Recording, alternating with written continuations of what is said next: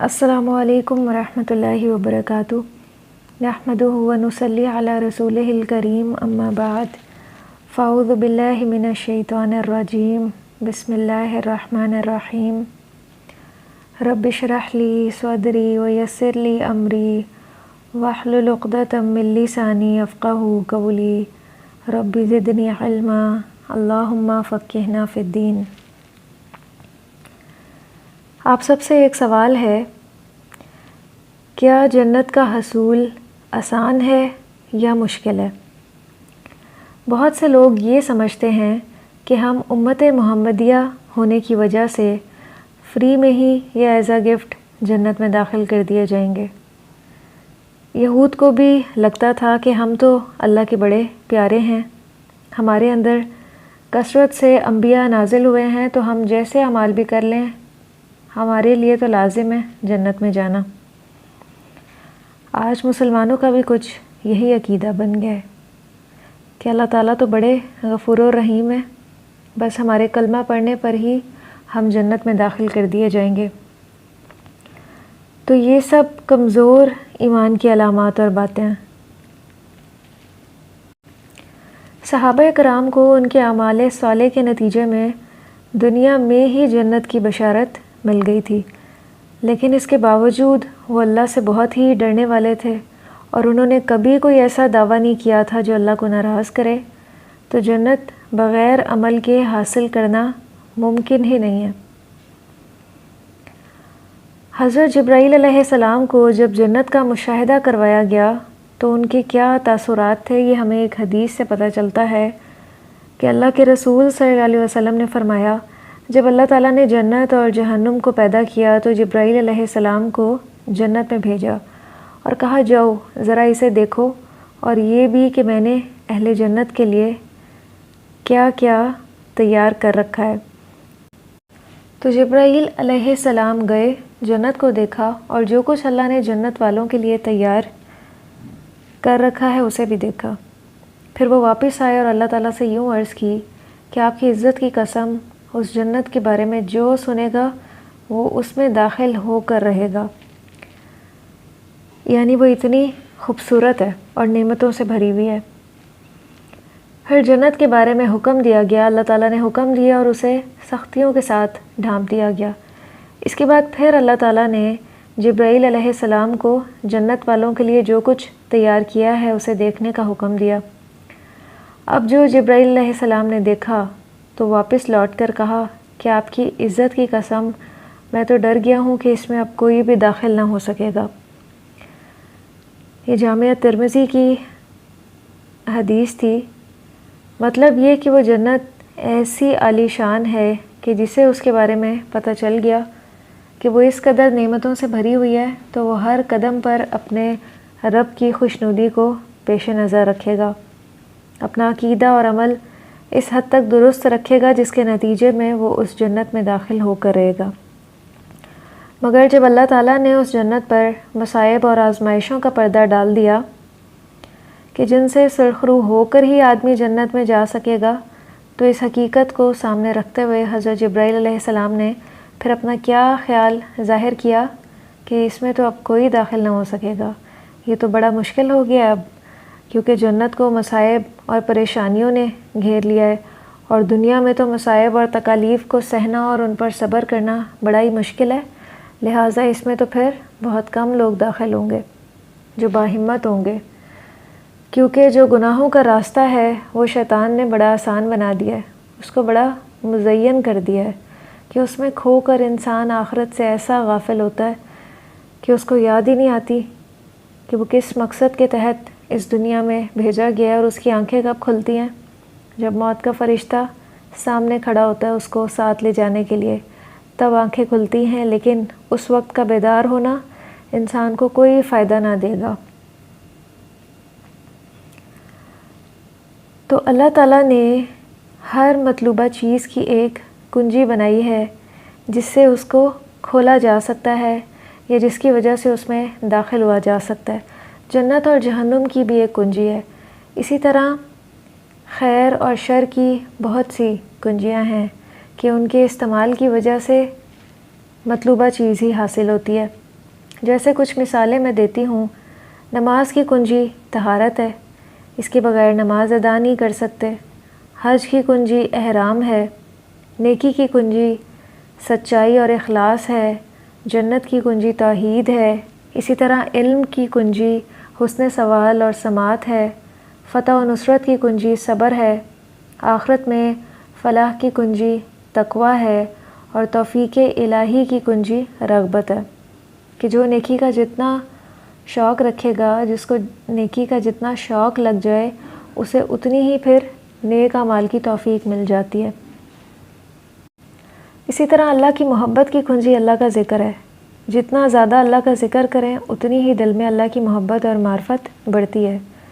قبولیت کی کنجی دعا ہے، ایمان کی کنجی ان چیزوں میں غور و فکر کرنا ہے جن میں غور و فکر کرنے کے لیے اللہ تعالیٰ نے اپنے بندوں کو حکم دیا ہے، اور دل کو زندہ رکھنے کی کنجی قرآن کریم میں تدبر اور غور و فکر کرنا ہے، اور گناہوں سے دور رہنا ہے، کیونکہ گناہ جو ہیں وہ دل میں تاریکی اور ظلمت پیدا کرتے ہیں، بے سکونی کی کیفیت پیدا کرتے ہیں، اور حصول رحمت کی کنجی اللہ کی عبادت اور اس کے بندوں کو نفع پہنچانا ہے۔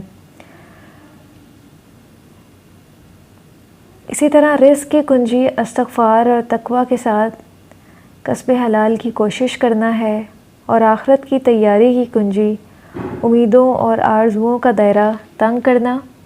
غرض ہر خیر کی کنجی اللہ تعالیٰ کی طرف دوڑنا، رجوع کرنا اور آخرت کا شوق ہے، اور ہر شر کی کنجی دنیا کی محبت ہے۔ ہر شر کی کنجی کیا ہے؟ دنیا کی محبت۔ تو جو گناہ ہیں ان میں انسان دنیا کی محبت کی وجہ سے ہی مبتلا ہوتا ہے۔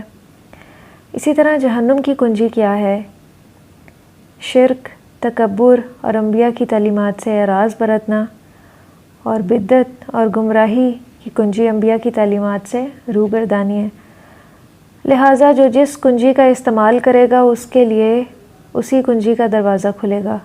تو کرنے کا کام کیا ہے؟ قرآن و سنت کو مضبوطی سے تھام لیجئے کہ یہی جنت کی کنجی ہے، کہ جو قرآن و سنت کو مضبوطی سے تھام لے گا، اللہ کی خوشنودی حاصل کر لے گا، وہ جنت میں داخل کر دیا جائے گا۔ تو ذکر چل رہا تھا جنت اور اس کی نعمتوں کا، اور اسی میں ایک نعمت ہے انہار الجنتی، جنت کی نہریں۔ جنت میں میٹھے پانی، خوش ذائقہ دودھ، لذیذ شراب اور شہد کی نہریں بہہ رہی ہیں۔ جنت کی نہروں کے مشروبات کا رنگ اور ذائقہ ہمیشہ ایک ہی جیسا رہے گا۔ جیسے قرآن کی ایک آیت ہے، مثل الجنت التی وعد المتقون فیہا انہار من ماء غیر آسن وانہار من لبن لم یتغیر طعمہ وانہار من خمر لذۃ للشاربین وانہار من عسل مصفی۔ متقین لوگوں سے جس جنت کا وعدہ کیا گیا ہے اس کی شان تو یہ ہے کہ اس میں میٹھے پانی کی نہریں بہہ رہی ہیں، ایسے دودھ کی نہریں جس کے ذائقے میں ذرا فرق نہ آیا ہو، ایسی شراب کی نہریں جو پینے والوں کے لیے لذیذ ہو، اور صاف شفاف شہد کی نہریں بہہ رہی ہیں۔ تو یہاں پہ جنت کے 4 مشروبات کی صفات بیان کی گئی ہیں۔ اس آیت میں جنت کے حالات بیان کرتے ہوئے پہلے 4 مشروبات اور پھر ان کی صفات کا ذکر ہے۔ سب سے پہلے نمبر پر پانی کی صفت بیان فرمائی ہے کہ وہ کیسا ہوگا؟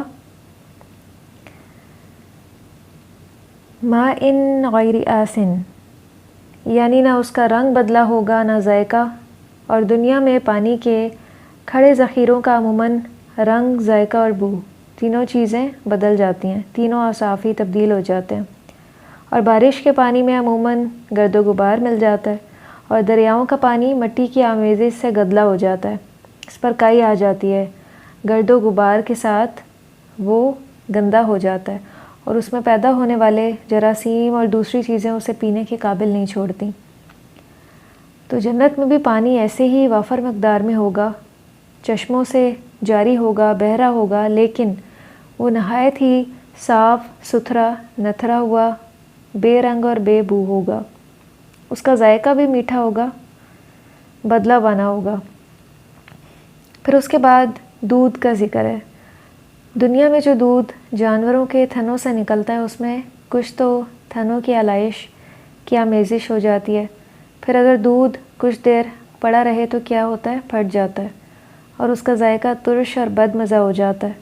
لیکن جنت میں دودھ بھی پانی کی طرح چشموں سے رواں ہوگا اور اپنی اصلی حالت میں بددستور قائم رہے گا، اس کے ذائقے میں کوئی تبدیلی نہیں آئے گی۔ اور تیسرے نمبر پر شراب کا ذکر ہے۔ دنیا کی شراب کا ذائقہ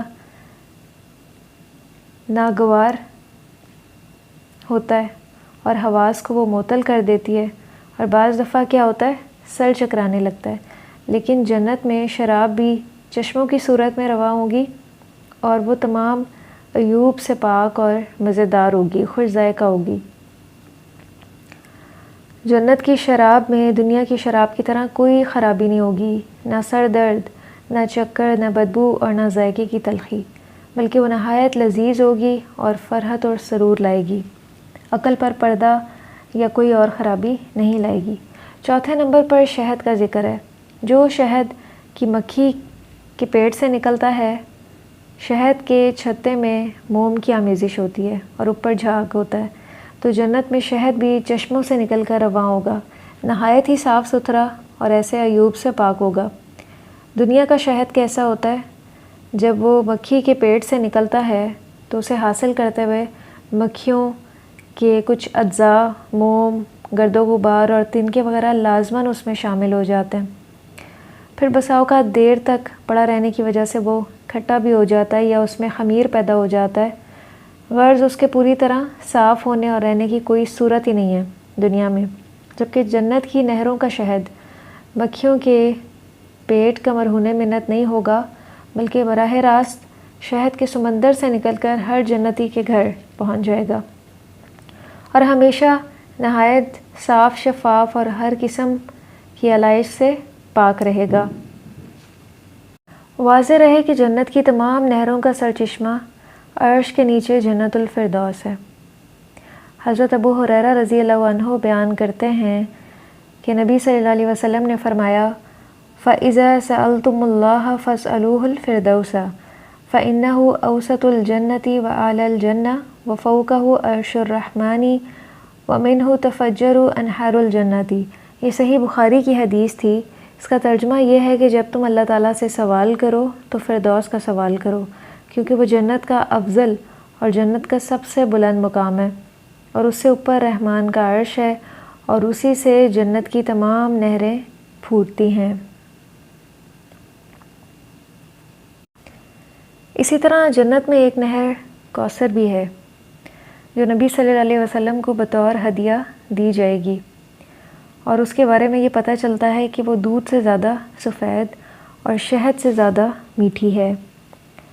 ان انس بن مالک قال سئل رسول اللہ صلی اللہ علیہ وسلم ما الکوثر قال ذاک نہر آتانیہ اللہ یعنی فی الجنۃ اشد بیاضا من اللبن واحلی من العسل فیہ طیر آناکها کآناک الجزر۔ قال عمر ان هذه لنائمة فقال رسول اللہ صلی اللہ علیہ وسلم اکلتها انعم منها۔ یا ایک حدیث میں یہ الفاظ ہیں اکلتها احسن منها، رواہ الترمذی۔ نبی صلی اللہ علیہ وسلم سے سوال کیا گیا کہ کوثر کیا ہے، تو آپ نے فرمایا وہ ایک نہر ہے، اللہ نے ہمیں جنت کے اندر دی ہے، یہ دودھ سے زیادہ سفید اور شہد سے زیادہ میٹھی ہے۔ اس میں ایسے پرندے ہیں جن کی گردنیں اونٹ کی گردنوں کی طرح ہیں، تو عمر رضی اللہ عنہ نے کہا وہ تو واقعی نعمتوں میں ہیں۔ تو نبی صلی اللہ علیہ وسلم نے فرمایا انہیں کھانے والے ان سے زیادہ نعمت میں ہیں۔ یعنی کہ یہ جو پرندے ہیں وہ کھانے کے لیے بھی ہوں گے اور وہ انتہائی لذیذ ہوں گے۔ پھر اسی طرح ایک اور حدیث ہے، ان حکیم ابن معاویۃ عن ابیہ عن النبی صلی اللہ علیہ وسلم قال ان فی الجنۃ بحر الماء و بحر العسل وبحر اللبن وبحر الخمر ثم تشقق الأنهار بعد. قالوا ابو موسیٰ هذا حدیث حسن صحیح. نبی اکرم صلی اللہ علیہ وسلم نے فرمایا جنت میں پانی کا سمندر ہے، شہد کا سمندر ہے، دودھ کا سمندر ہے اور شراب کا سمندر ہے. پھر اس کے بعد چھوٹی چھوٹی نہریں نکلتی ہیں. تو جنت کی 4 نہریں ہوں گی، پانی، دودھ، شراب اور شہد کی.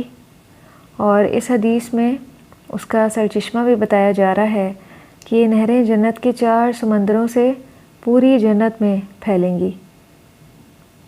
یہ سمندروں سے جاری ہو کے وہ پوری جنت میں ہر جگہ، ہر گھر تک پہنچ رہی ہوں گی کہ بآسانی ہر ایک ان کو حاصل کر سکے گا.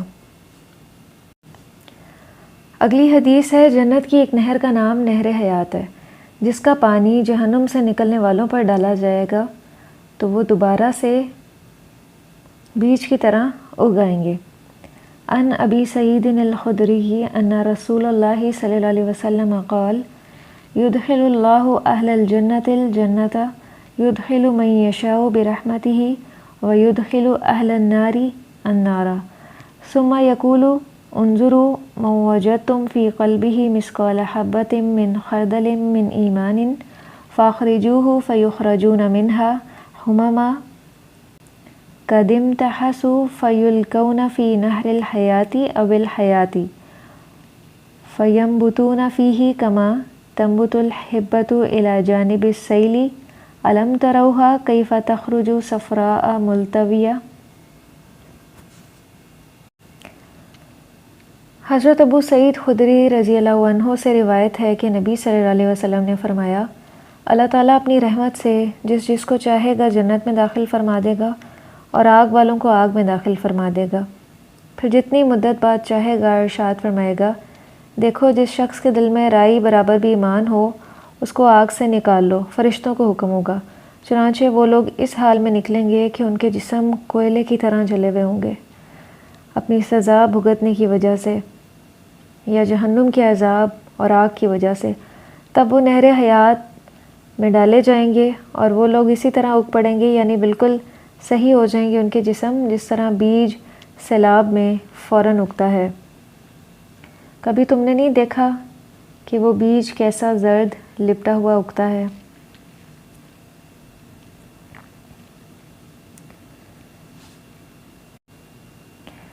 اس حدیث میں آپ دیکھیں کہ جس کے دل میں رائی برابر بھی ایمان ہوگا اس کو بھی بالآخر جہنم کی آگ سے نکال لیا جائے گا. اور یہ اللہ کی رحمت کی علامت ہے، اور یہ کہ اللہ تعالیٰ ایمان کے کتنے قدردان ہیں کہ اگر رائی کے دانے کے برابر بھی کسی انسان میں ایمان ہوگا تو وہ بھی جہنم سے نکال لیا جائے گا. اور رائی کا دانہ آپ ذرا تصور کریں، یہ ایمان کا سب سے معمولی درجہ ہے اور ان کے جسم جلے ہوئے ہوں گے. پھر انہیں اس نہر حیات میں داخل کیا جائے گا جس کے بعد ان کے اعضاء درست ہو جائیں گے اور وہ بھی پھر جنت میں داخل کر دیے جائیں گے. اس کے بعد جہنم میں صرف کافر رہ جائیں گے جن کے دل میں بالکل بھی کوئی ایمان نہیں ہوگا، تو وہ پھر ہمیشہ اس جہنم میں رہیں گے. اللہ تعالیٰ ہمیں جہنم کے عذاب اور اس کی سختیوں سے محفوظ رکھیں اور ہمارے لیے جنت کا راستہ آسان کر دیں. جنت جس کو مصیبتوں، پریشانیوں اور آزمائشوں نے گھیرا ہوا ہے، اللہ تعالیٰ ہمارے لیے اس کا راستہ آسان کر دیں اور ہمیں اس کے راستے پہ استقامت نصیب فرمائیں کہ ہم اس پہ چلتے ہوئے اپنے رب کی رضا اور خوشنودی حاصل کر لیں، اور اللہ تعالیٰ ہمیں بھی پھر اپنی اس خوبصورت جنت میں داخل فرما دیں جس کا اللہ تعالیٰ نے اپنے متقین اور مومن بندوں سے وعدہ کیا ہے. ہمارے اندر بھی وہ صفات پیدا ہو جائیں کہ ہم اس میں داخلے کے قابل ہو سکیں. وآخر دعوانا ان الحمد للہ رب العالمین. سبحانک اللہم و بحمدک نشہد ان لا الہ الا انت نستغفرک ونتوب الیک. والسلام علیکم ورحمۃ اللہ وبرکاتہ.